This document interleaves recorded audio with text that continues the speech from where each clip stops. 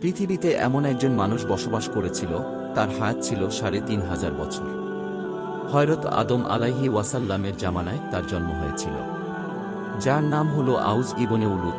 বলা হয়ে থাকে সে পৃথিবীর সবচেয়ে লম্বা মানুষ। সে যখন সমুদ্র পার হতো তখন পানি তার পায়ের টাকলু পর্যন্ত হতো।